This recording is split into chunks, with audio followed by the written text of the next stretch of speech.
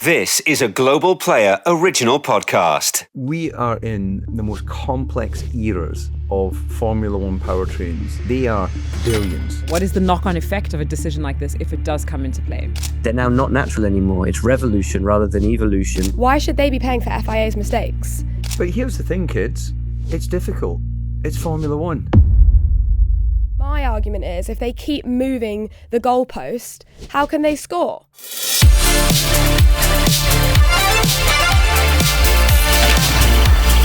Up to speed. It's Will. It's Naomi. It's David. It's Jolie. Welcome to Up to Speed. Well, hello everybody, all four of us on this episode, and we have got so much to discuss today. I mean, big news coming from the FIA F1 that there are some potential major changes in the sense that F1 are looking to go back to more of a 60-40 rather than a 50-50 engine split next year. And more importantly than that, in even bigger news, DC has invited us to Monaco for an episode. Yes. Hey, we're a team. You shouldn't be surprised by that. So just to get an understanding, are we going to be on the yacht, or I just need to make sure I pack the right sort of attire? No, yacht's in getting serviced at the moment, so it'll be at the villa. Mine too. Okay, the villa. Good one, Jolie. Hey, but I'm looking forward to hosting you guys there, and we can do a sunshine up to speed. We can all be there in our bikinis, in our Speedos, just sipping cocktails and shooting the breeze about Formula One. After a month in downtown Indianapolis, the south of France sounds very, very nice. Are you going to be coming back with an American accent? Are we going to recognise you? I haven't done yet. Although I was at home the other day, and I was packing my suitcase to come out here, and we've just moved in, and I don't know where anything is. And so I said to my wife, I said, "Where are my pants?" And she said, "Top drawer, where they always are." And I was like, "No, not my underpants, my trousers." And she just looked at me and gave me this long stare and was like, "They're trousers." I was like, "Okay, sorry." To be fair, I always get that wrong, always, because I also think that pants are trousers. But anyway, I'm learning that that's not the case. But maybe we should take this podcast on tour and everybody picks a location they want to take us to, and then we go do it. I think that sounds like a great idea. Hey guys, before we get into the big news surrounding Formula One, can I indulge myself with a bit of reminiscing? Please do. Thank goodness you all said yes. So I got behind the wheel of RB7 at the weekend because Jean Alesi, who former Formula One driver for Jordan, Ferrari, Prost, and I'm probably missing another team. Benetton, yes, correct. He is the president of Paul Ricard, which is the Formula One track in the south of France. And they had the Classic at the weekend. So they had Hadjar, Ocon, Gasly, Prost from going way back in the day. Guys, Panis and Tambay were there. Panis, Tambay, Lafitte, the whole bunch of guys. Jack Lafitte, yeah, absolutely. So it was really cool to be there, and it was a sellout. The amount of people that love historic Formula One cars is pretty impressive. So I got to scare myself driving on the big circuit, going flat out into Senior Corner, a corner I used to take flat out when I was young, dumb, and full of a commitment. I was braking and shifting down. Braking and shifting down and then getting back on the power. But anyway, it was a real adrenaline rush. Mate, that's a gnarly corner. Very, very, very jealous. That sounds sensational. I was very, very scared. I was just going to ask that. Have your nerves with age, dare I say, have they increased? Yeah, 100%. Yeah. I'm fragile now. I was invincible when I was younger, but it aches when I put my socks on in the morning. So can you imagine what shunting a Grand Prix car would feel like, You got about 2 miles of runoff at Senior. You'll be all right. Yeah, you're still young at heart, DC. Listen, we're very happy you didn't shunt it, so we wouldn't, you're all in one piece. You're feeling great today. Because we've got to discuss some big news, some big potential news, maybe I should caveat and say that. F1 are agreeing to potentially ditch the 50-50 engine split. Now, that is big news, isn't it? I mean, we were talking just a couple of weeks ago about, using Toto's analogy of the fact that they only took a scalpel to the regulations rather than a sledgehammer. Have they lost their scalpel? What's happened? I still think it still feels like a scalpel. I think there were a lot of conversations about would they change the architecture of the engine?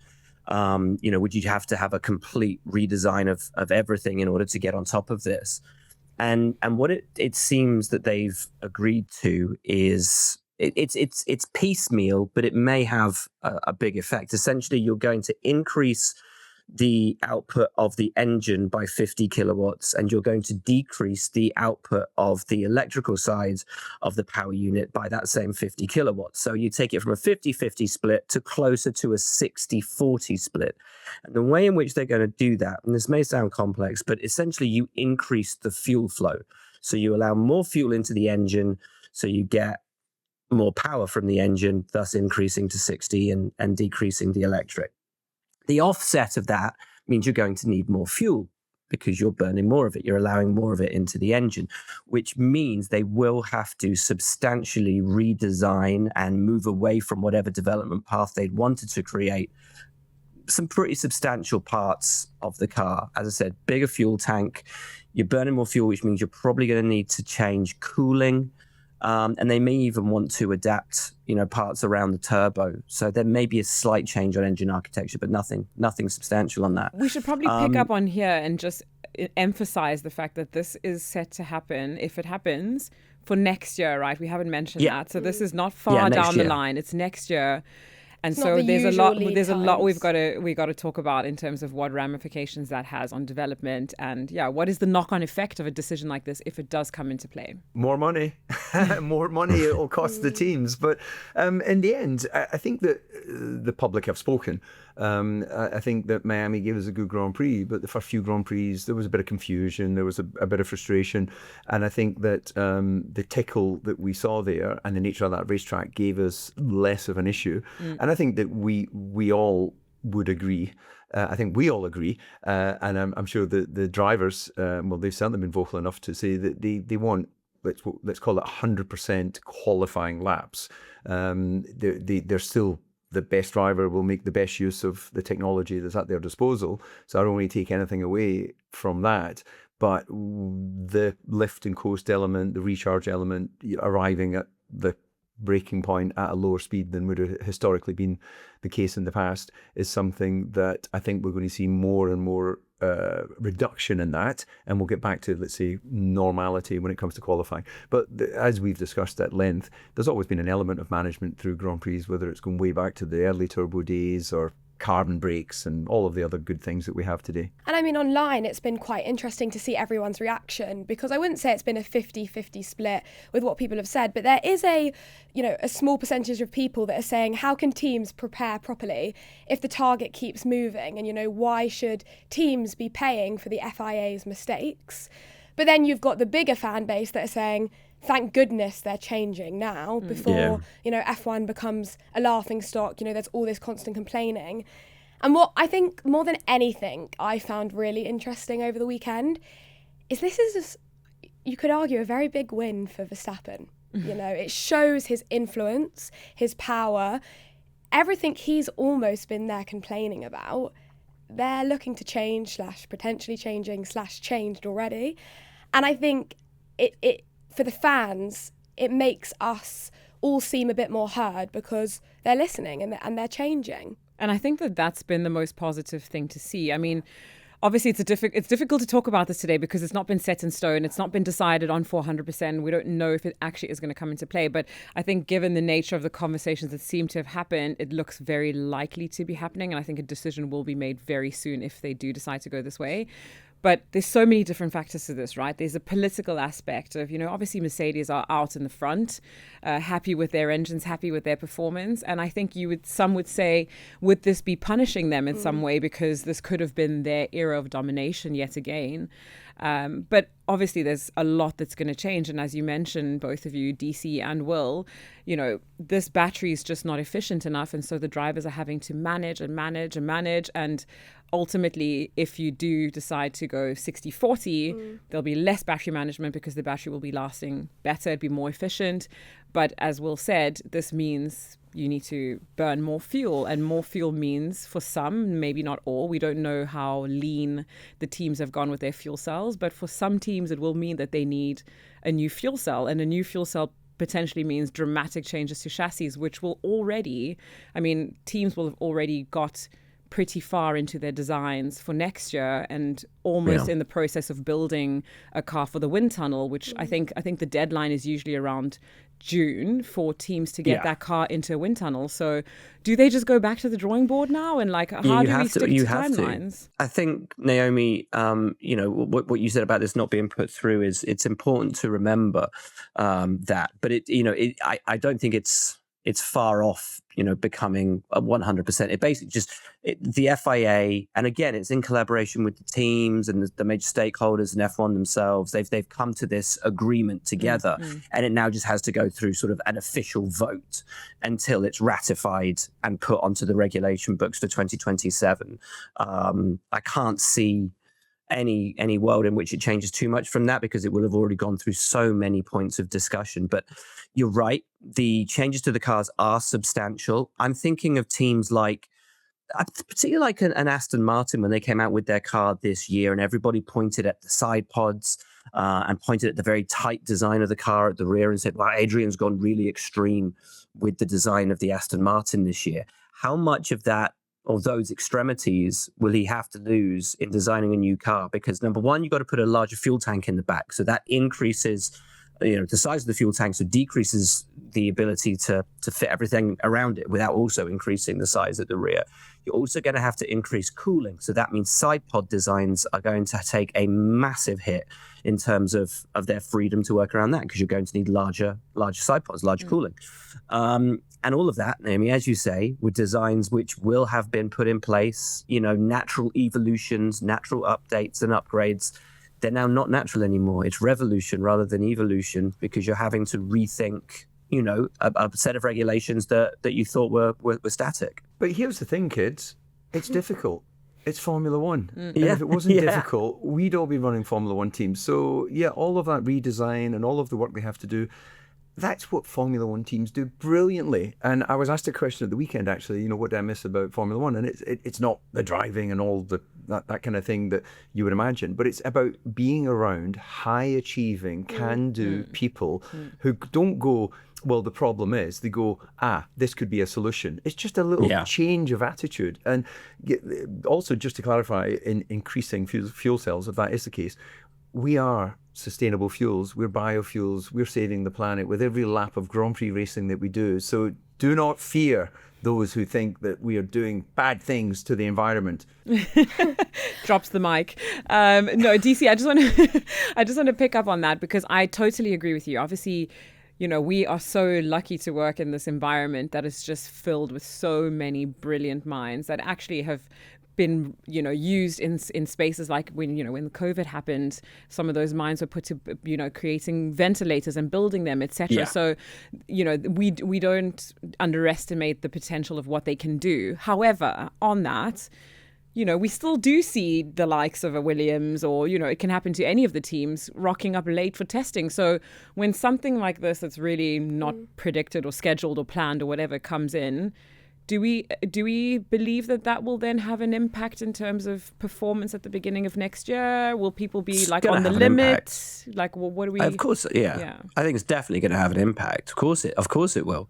The extent to which it will have an impact and who it will impact the most, you know, we got to wait and see. But it's a nice curveball. Is there a bigger advantage to the teams that aren't doing as well, because they can start to focus on next season now? Always. Always, yeah. And also, if you're winning the championship, you get a penalty in the amount of aerodynamic and CFD, which amazingly, given the human nature of Formula One being restricted in computational fluid dynamics, this is, you know, the virtual world of which they design a lot of the aerodynamic parts. So when Mercedes dominated for a period of time, they were getting less and less development availability, and those that weren't doing well are getting an advantage where you can spend more time in the R&D side of things.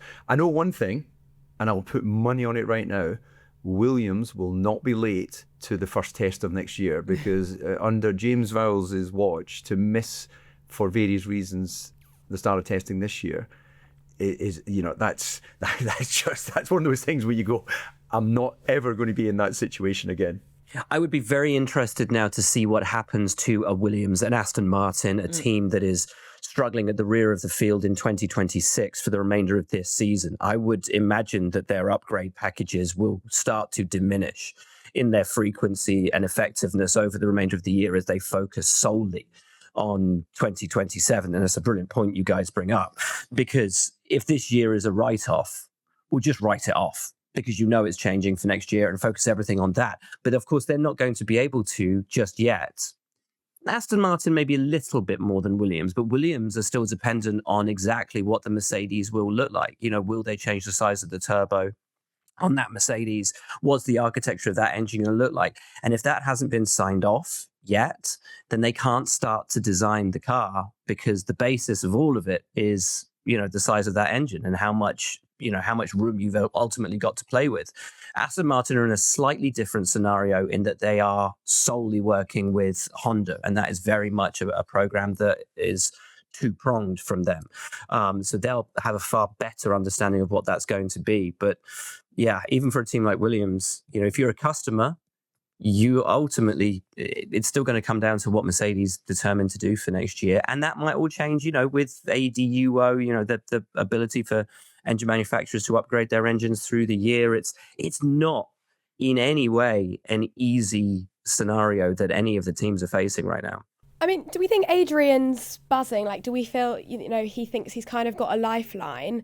Wheatley's probably rubbing his hands a bit to this. You know, I almost wonder if he had some form of information before he made that decision to leave. Oh, hold on. Talking about information, I saw a photograph and Wheatley was at Ricard. Did you have a chat with him, DC? And what's the latest? Well, he was there on Saturday.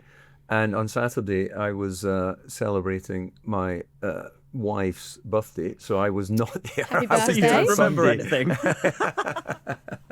Yeah, I was there on Sunday only. But hang on a second. Besides deflecting the answer to the question, there's something much more important that just got dropped in there that we all just allowed to fly over our heads. Did you say wife? Because I don't remember being at the wedding. Oh, no. No, but we've been invited to the house. Oh, no, this is a scenario we must avoid at all costs, DC. You're going to get in trouble again. This is where I'm going to have to call you out. It was that you were the drunkest guest at the wedding, and I'm not surprised you can't remember anything about it. Shame on you. As if. I wish. We were bridesmaids. That was the case. Okay. Well, I also heard that Stefano was at the GP Historique this weekend. So did you have any chats with Stefano? Yeah, Stefano's he's energy source, isn't he? You know, super enthusiastic about the growth of Formula One, super confident that, you know, these little speed bumps that we've been having in the beginning of the season will be sorted out. And actually, as a leader, as a CEO, then yeah, you've got to understand that. But I think between the hype and enthusiasm and the reality, we're slowly moving towards where we need to be. Well, can I just bring it back to the topic of these changes, or these so-called changes? You know, F1 already raised the cost cap significantly because of the 2026 regulations. And now, you know, the question is, again, a lot for these smaller teams, why should they be paying? Again, because next year they're going to have to pump in even more money. They're going to raise the cost cap even more. Why should they be paying for FIA's mistakes? That has to be a conversation for us to have. You're always building a new car, right? You don't carry over the same car from one year to the next. No, every but regulations year. are implemented for, you know, a significant time period. Yeah, and I mean, I think it's a Yes. very good point, because we haven't even dived into what Audi are going to think of this, because obviously they came and agreed to enter F1 on the basis that it was going to be a 50-50 Of a split, 50-50, yeah. which is now not going to be the case. So that's probably like a tricky conversation, a very political one to have. But also just from a financial perspective, I mean, they're obviously the big manufacturers like Mercedes, like Ferrari, etc. But these teams will have spent hundreds of millions, potentially in the billions, on development of these engines. So, you know, you probably expect sort of a return on that investment in 3-4 years down the line. But if we go back to designing all of that stuff, does that not have a massive financial impact? Not just on the big teams, but particularly the smaller teams who also need to make changes to the chassis, as we've mentioned. Yeah, but let's just take a step back for a moment. We are in one of the most complex eras of Formula One powertrains they are billions. The investment from Red Bull in doing their powertrains, the investment for Ferrari, the investment for Mercedes is billions. If we are looking at the future of Formula One and Formula One as an entertainment business as well as a sport, having a normally aspirated V8 or whatever many cylinders you want to have is 100% sustainable. All of the parts that go into that can be recycled, unlike most of the batteries once they've run their course, which they dig a hole and shove them in the ground.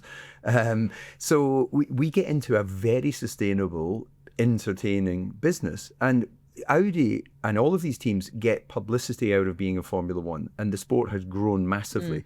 Whether you're winning or not, you're still gaining a lot of publicity. If you go to Le Mans and win Le Mans, it's a fraction of the publicity of being on the grid at Formula One. You imagine you get an invitation through. You're a high-end Audi customer. The invitation comes through. Please join us as a guest at the Monaco Grand Prix, or please join us at the Le Mans 24-hour. Which one are you going to say yes and which one are you going to say no to? You're going to Monaco. DC, I understand what you're saying and I agree with you to an extent, but the likes of Audi haven't pumped multi-millions, close to billions into this just so they can invite their high-end customers and make them happy to buy some more cars. Eventually they want to be in it because why else are they in it? They want to get they do eventually want to be near the top.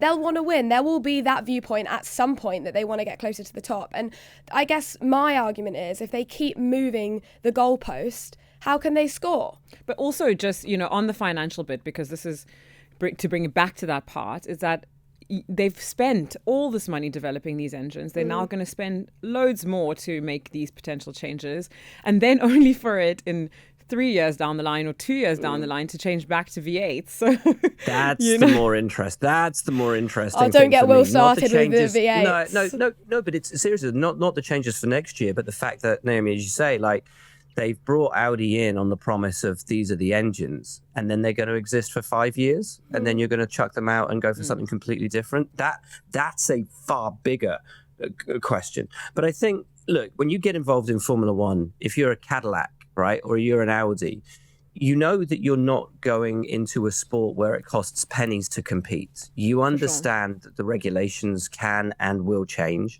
You understand that it is going to be a massive outlay of expenditure every single season, and you prepare for that. You prepare for that under a budget cap. If the budget cap suddenly increases and you're Audi, you're fine. If you're Cadillac, you're fine. If you're Haas and you're Williams, I can imagine that there is a little bit of worry coming in there.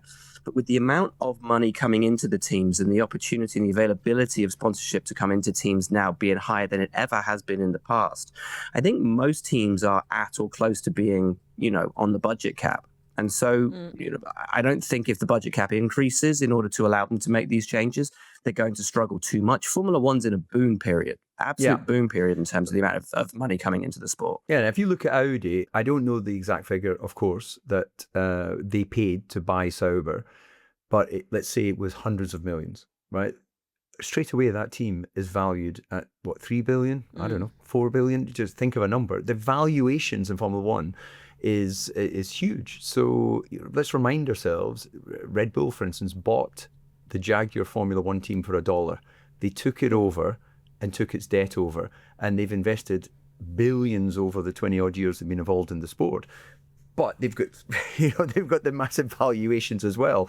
So I'm not sure the Audi Le Mans team would be worth anywhere near, not even scratch the surface of the valuations there. So let's remind ourselves that this is big business for a lot of these guys. Yeah. So, we're all focused on the performance and the sport and the entertainment. There'll be other people that are here purely because they will make money.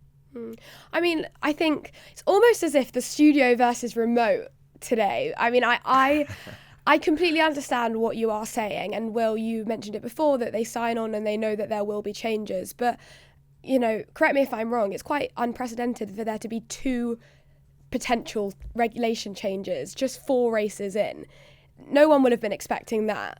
But I think that's a huge positive. I agree. And also, if you recognize that your product is failing, then you have to invest in that product to ensure that you maintain market share and to ensure that you maintain your position. And so as a team, And also the teams have got to vote for this, right? The teams have agreed this. This is the part that I was saying about the politics, right? Like, how do we get all the teams? It has to be a unanimous decision. If one team's against it, it's not happening. So, Will, how do they manage that? Well, if they couldn't afford it, they wouldn't vote for it. Yeah, I think that's a good point. And I agree these changes needed to happen. I'm just saying on the side of money and the smaller teams, that's definitely into consideration. And I think the only team that you'd look at, obviously, take away all of the conversations of money. Mercedes, have adapted the best to these regulations, but they're not going to vote in favour of bad racing just because they're winning. And Toto's already said that,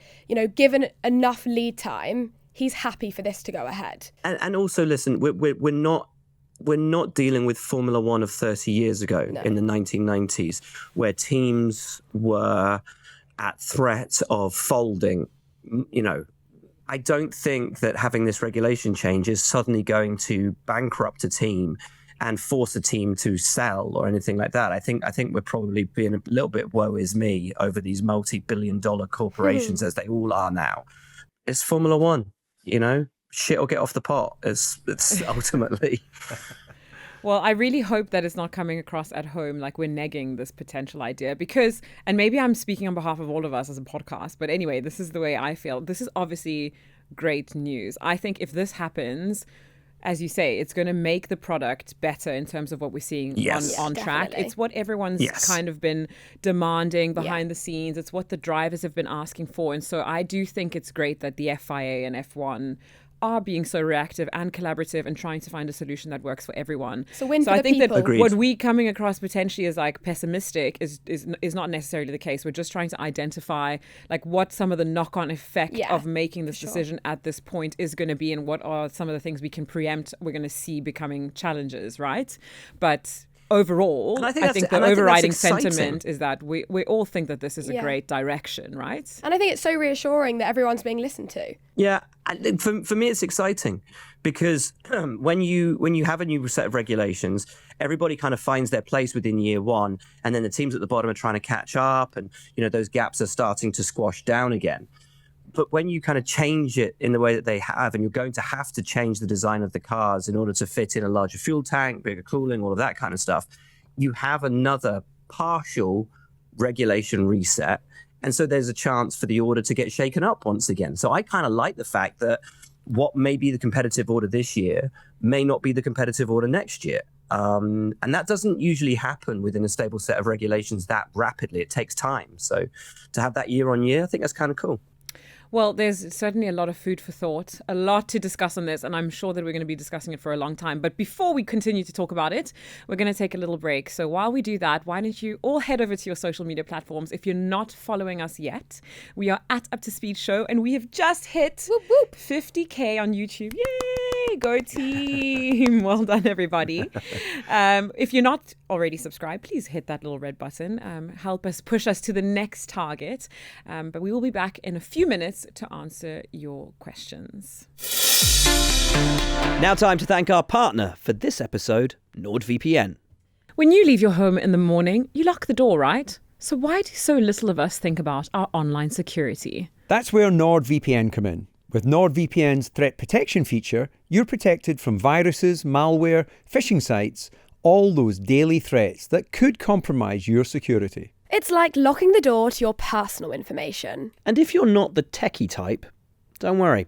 NordVPN really is very simple to use. With just one click, your internet connection is encrypted through a secure server, hiding your IP address and keeping your personal information, well, personal.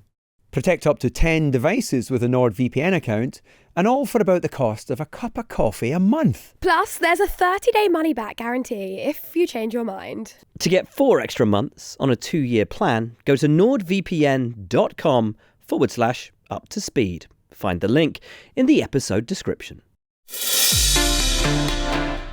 Well, thank you everyone for sending in your questions. Please do keep them coming. And Tori has sent us this. Hi, I'm Tori from Perth in Western Australia, and my question is, why do the drivers have such limited time in the actual race cars outside of a race weekend?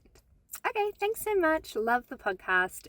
Really enjoy all four super different but equally amazing hosts, and never knowing who you're going to get each time you tune in. Thanks. Oh, I love it. I think Boy, we've got to she's go got to all of Australia us on today. tour. She's got all of How us today. polite was she not just to say, I really love David and the others are kind of interesting? I think we That's need to add Australia for you. Australia to our podcast on tour. Yes, Tori's going to host us.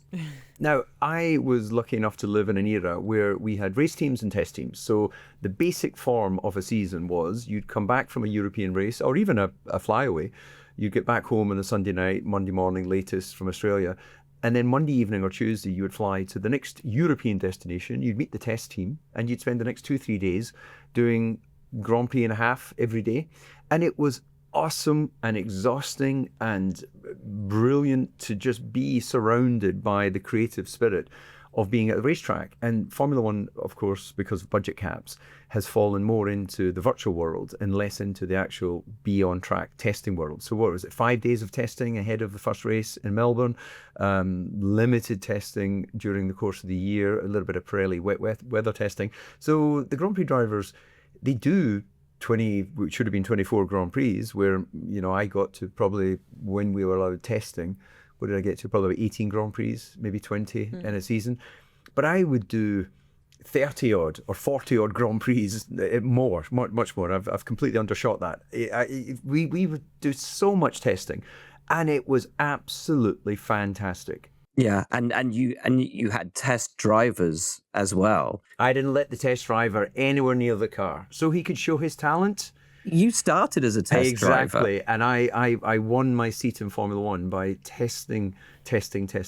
So Yeah. whenever Mika, for instance, didn't really do that much testing, so then the test driver would, get a chance. But whenever there was a test happening, I was in the car. Yeah, we talk now about test and reserve drivers, but test and reserve drivers don't really test anymore. No. But it is, and it goes back to what we were saying in the opening part of the show about money and about expenditure.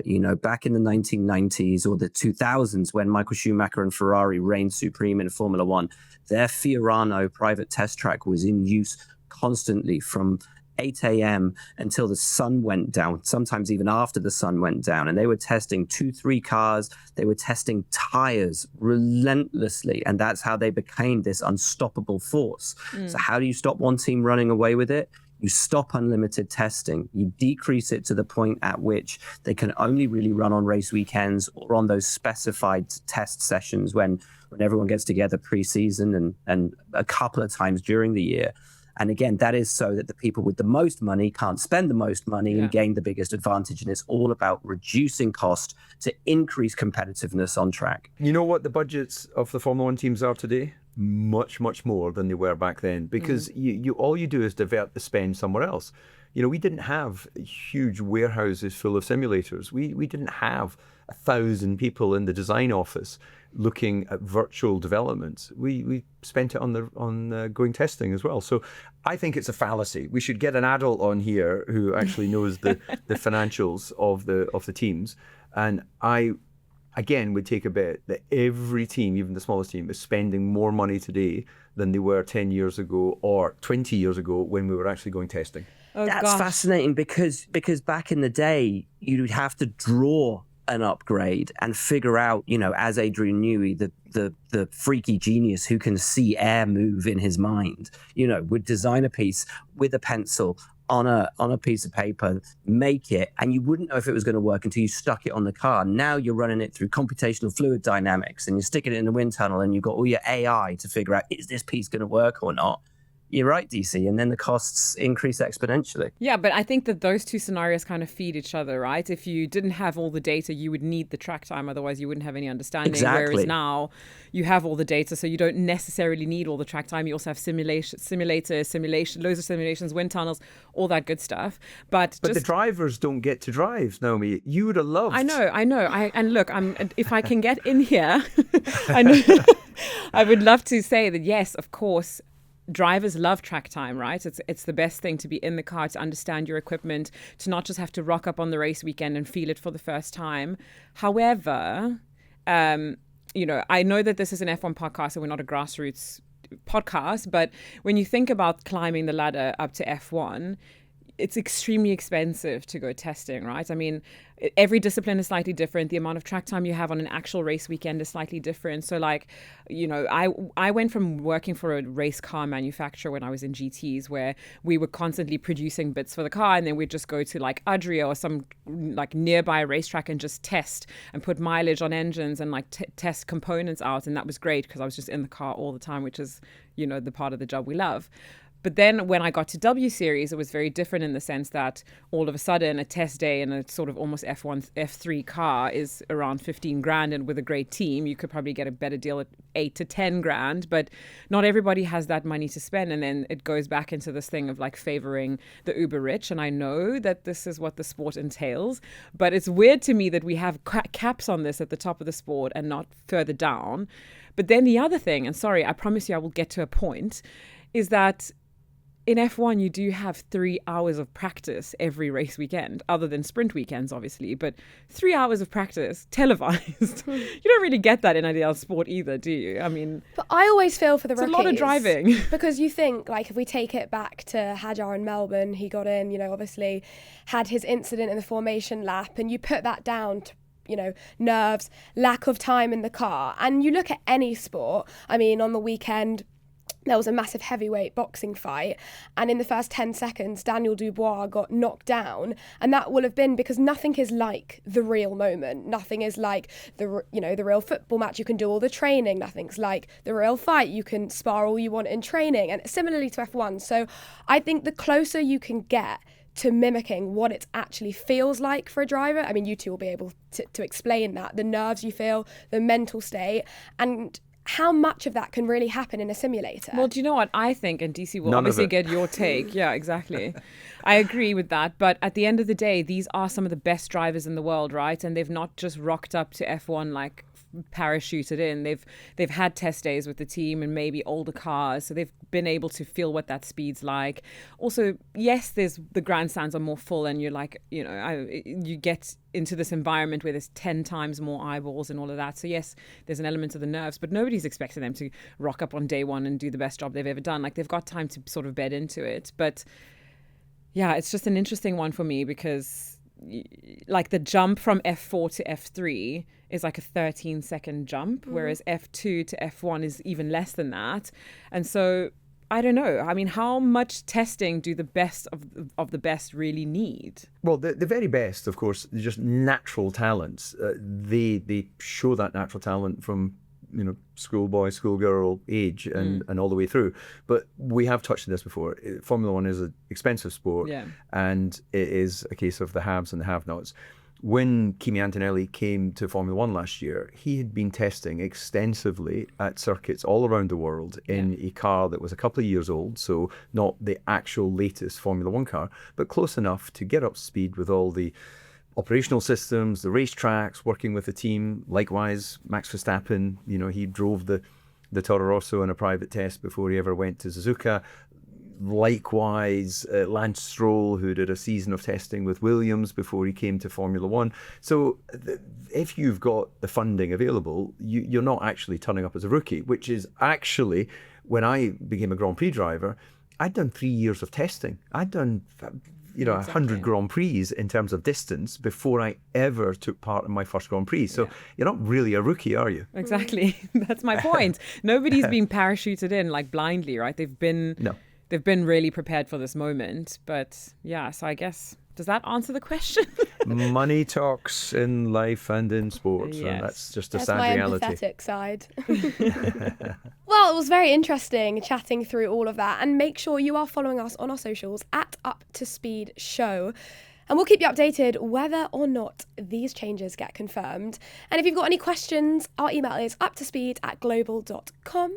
Make sure to comment, subscribe, leave a review, and we'll be back on Thursday for a brand new episode. Catch you then. Thanks, team. This has been a Global Player original production.